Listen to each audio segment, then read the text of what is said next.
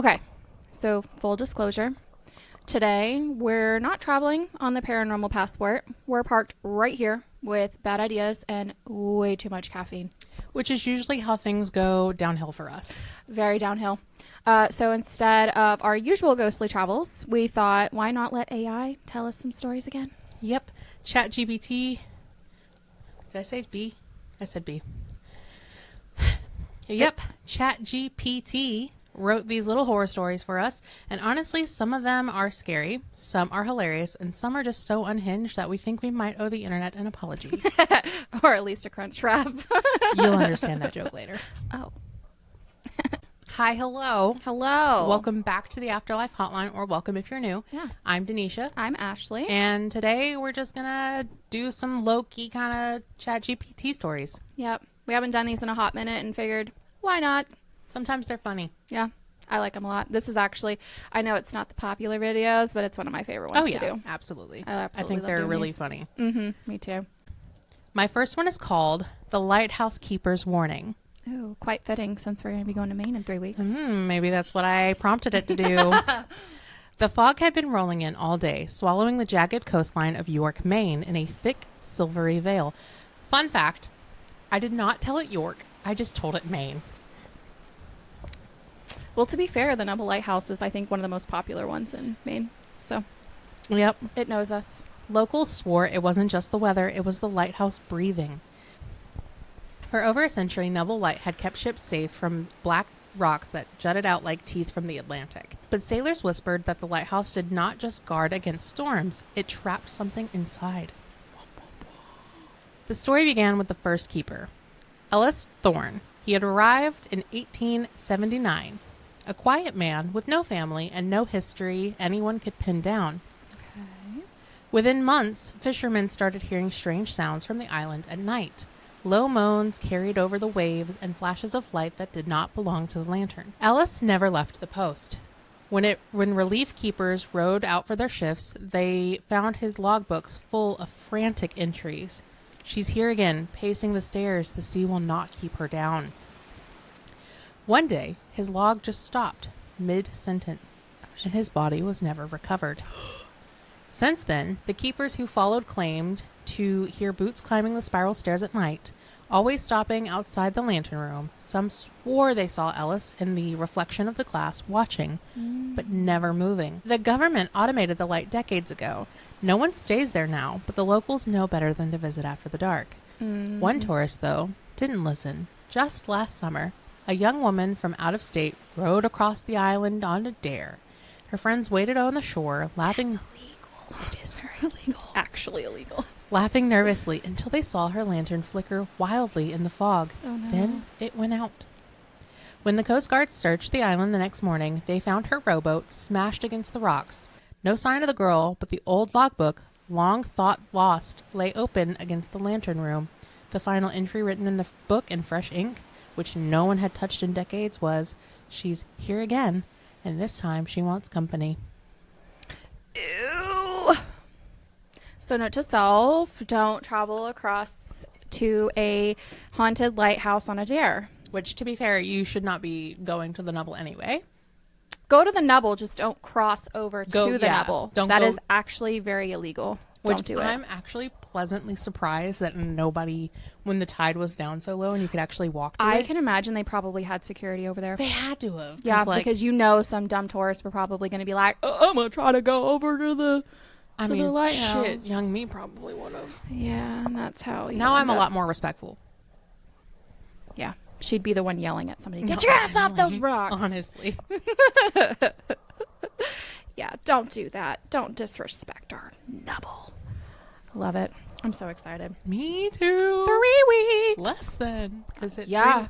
Because Saturday was 3, so actually Thursday was 3 weeks. Thursday was 3 weeks, yeah. So 2 weeks and 5 days. Which is even less once this goes live. Yay. Because we get to Closer to we've said seeing it. Annabelle. I was going to say, we've said it so all the time. Every episode, I think, since we've booked. I'm going to poop my pants. Oh, it's going to be fine. It's going to be fine. I'm so nervous. It'll be great. Okay. This one's not titled, so title it whatever you want. Picture this. Denisha and I are out on this old Arkansas back road. We'd heard the stories about strange lights in the woods, and of course, we thought it would be the perfect place to record an episode. That would be interesting, recording out in the woods. I agree. We park the car, and right away something feels off. It's dead quiet. No crickets, no wind, nothing. Just silence. You know, the kind of silence where your stomach drops because it feels wrong? That kind. Thank you. Mm-hmm. We set up our recorder on the hood of the car, and as we're getting ready, we both see this faint bluish glow weaving between the trees. At first, we think it's something with a lantern, until we realize there's no sound of footsteps, just that eerie light. The curtain light. That's what I'm thinking of. So naturally, instead of staying safe in the car like normal people, we follow it. The deeper we go, the brighter it gets, until we can see the shape of someone holding it. They're tall, dressed in old clothes like from another century. Here's the kicker. When they turn toward us, there's no face. No eyes, no mouth, just empty darkness. And then boom, the sound of heavy footsteps stomping all around us, but neither of us are moving. That was enough. We sprinted back to the car, slamming the doors like our lives depended on it. But here's the part that still chills me. The recorder we left on the hood, when we looked out the windshield, the lantern was sitting right on top of it, glowing with its strange, unnatural flame. Ooh.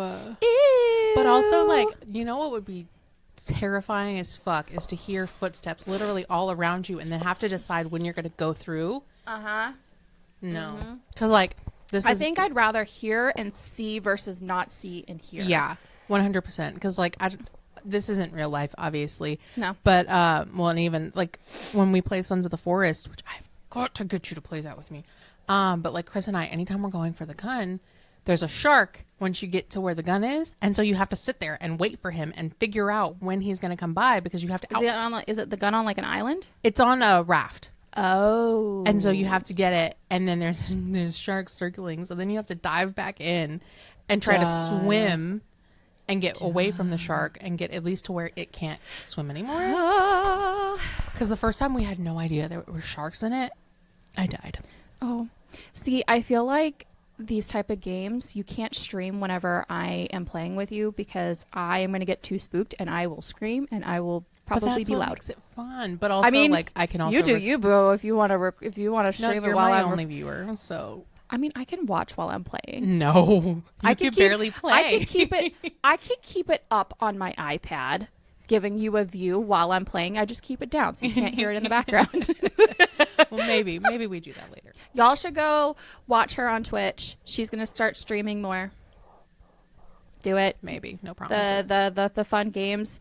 You need to do the mortuary assistant. You need to do the Sons of the Forest, and I plan on getting Phasmophobia here soon, so that way we can play that together. Mm-hmm. So do it. Okay. Do all the things. Is it Softly Spooked or is it Softly Denisha? It's Softly Spooked right now, but it's going to move to Softly Denisha. So either one of those two. Do it. Okay, so my next one, and call back to the intro and what someone had to see earlier because I was making our promo post. Baja Blast. The Haunted Taco Bell. I'm excited. Now I want Taco Bell.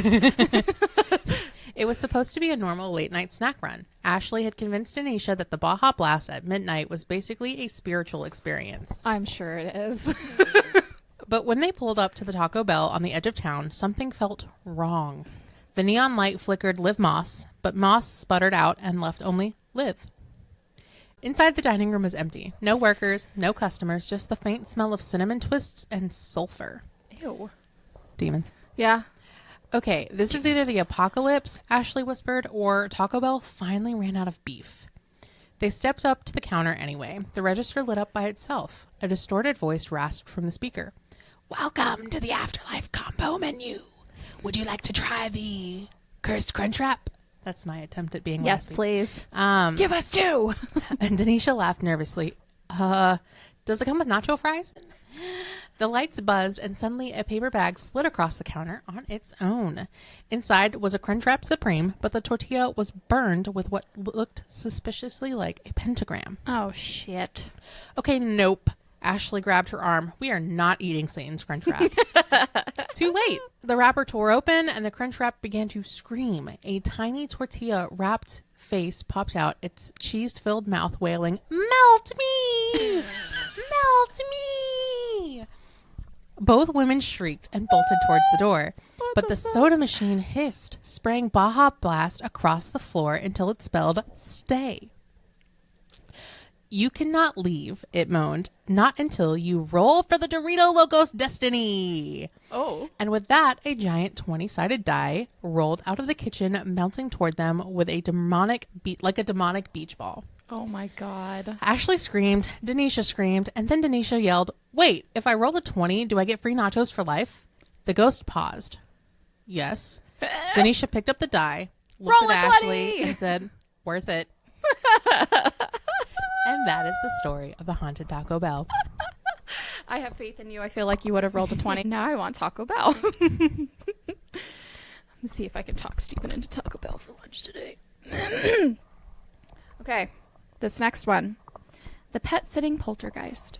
I feel like my stories are just not that funny this time. That's kind of sad. I liked your first one. Thanks.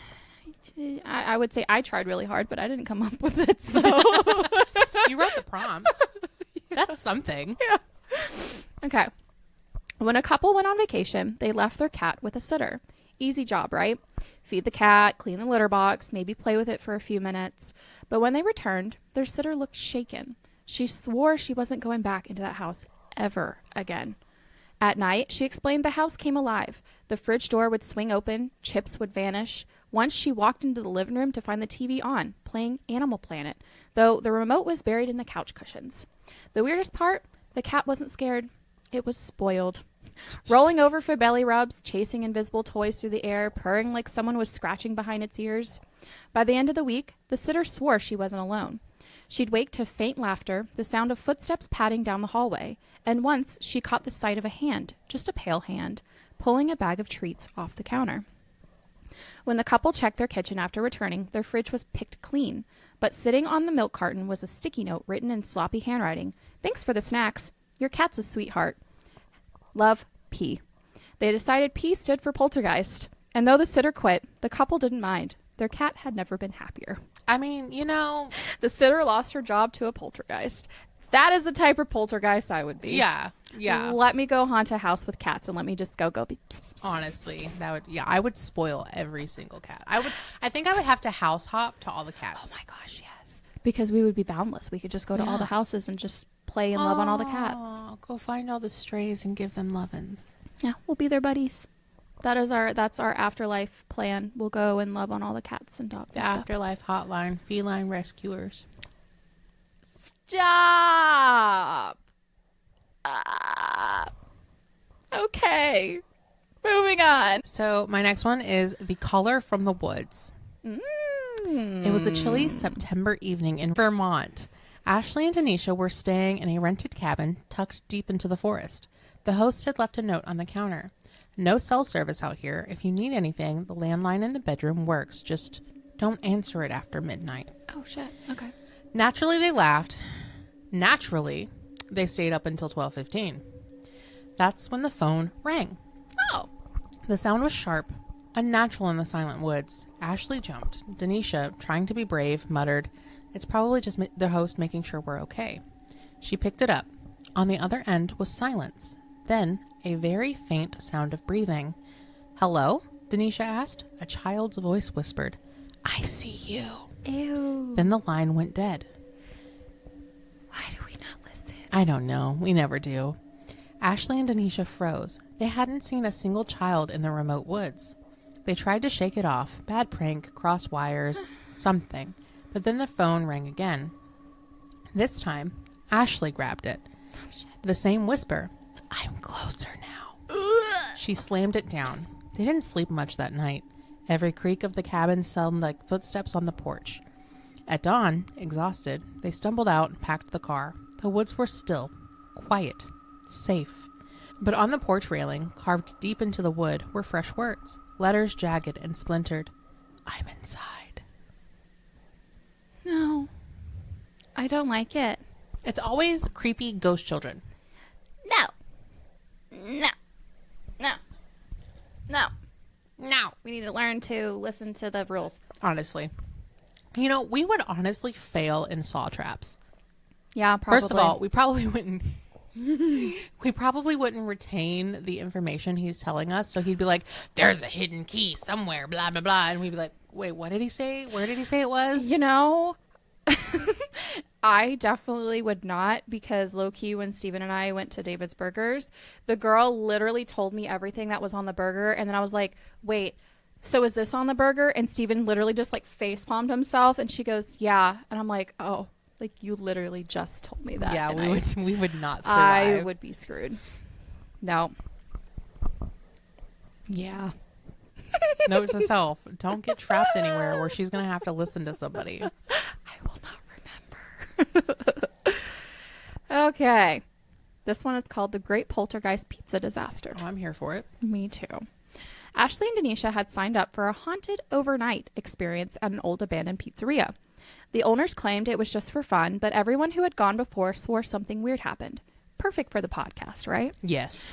The second they stepped inside, the chaos began. A pepperoni pizza flew off a shelf, spinning like a frisbee straight at Denisha. She ducked, but the ghost clearly had a sense of humor. The pizza landed on Ashley's head. Okay, that works. Rude. I didn't even order this, Ashley said. The ghost did, Denisha replied.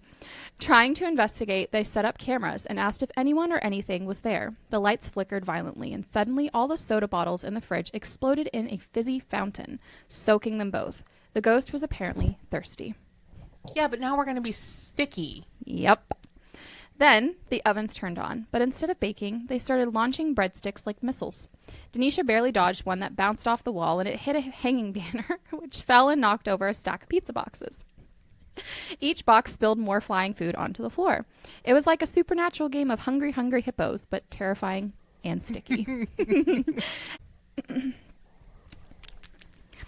then came the music. From nowhere, the jukebox started blasting Baby Shark over and over. That's my literal hell. Yeah. The ghost apparently had taste, but it was chaotic taste.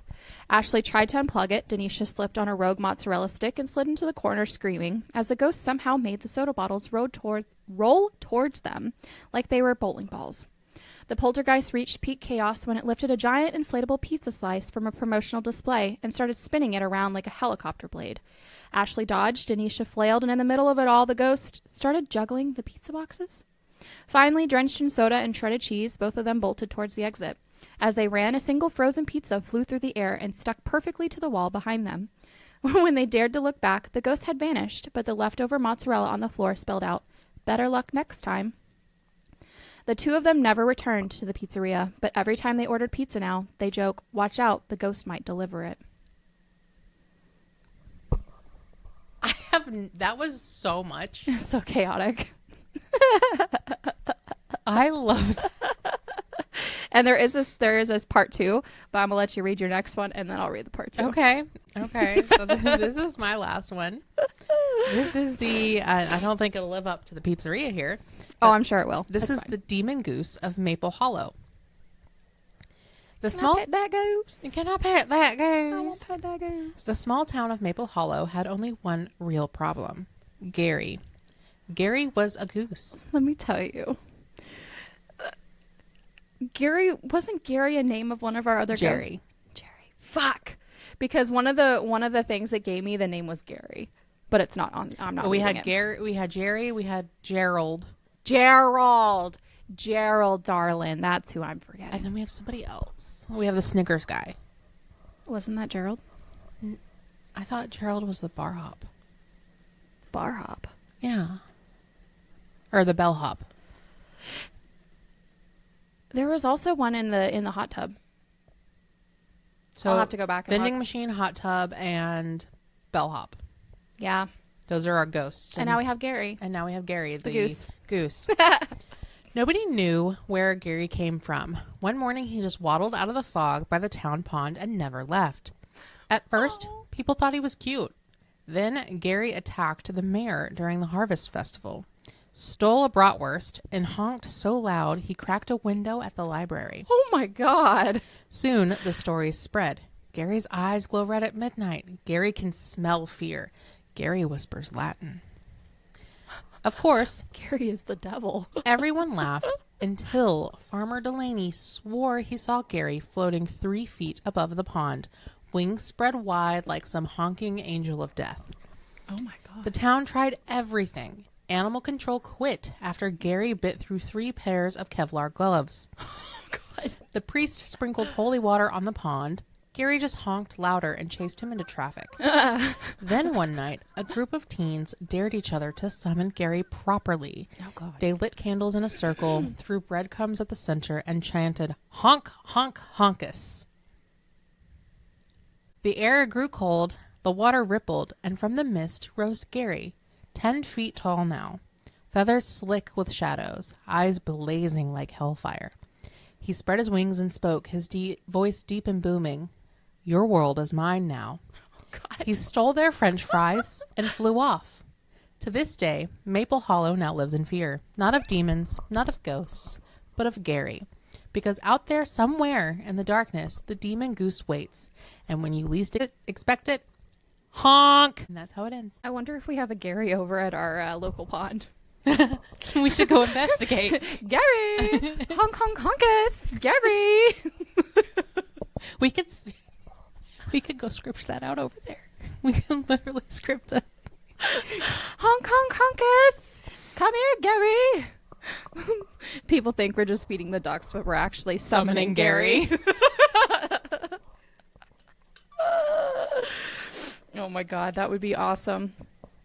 Future Denisha and Ashley, we're saying it now. Remember this for a video. All right, part 2. After the great poltergeist pizza disaster, Ashley and Denisha thought they'd seen the peak of paranormal chaos. They were wrong. It started faint. While setting up for a new podcast episode at home, Ashley noticed the microphone would slightly tilt whenever Denisha leaned over it. At first, they blamed gravity, then the snacks disappeared. Not just a chip or two, entire bags vanished mid-recording. Don't be taking my fucking snacks. Uh-huh. Although you probably wouldn't mind these ones. Ashley, I swear I left a whole bag of Cheetos here. Not anymore, apparently. Then, the ghost revealed its personality. Mischievous, chaotic, and apparently obsessed with audio equipment.